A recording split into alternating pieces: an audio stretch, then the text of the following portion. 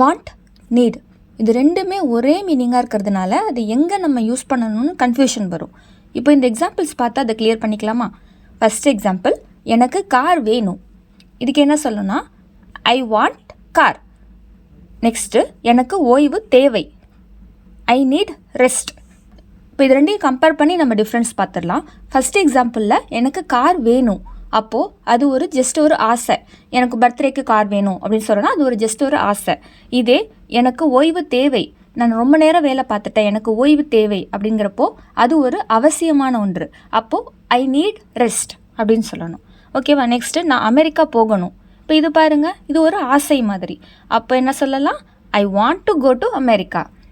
இது நெக்ஸ்ட்டு, நான் மருத்துவமனை செல்ல வேண்டும். இப்போ இது ஒரு அவசியம். அப்போ என்ன சொல்லணும்? I need to go to hospital. இதோட ஃபுல் வீடியோ பார்க்க கீழே இருக்க லிங்கை கிளிக் பண்ணுங்கள்.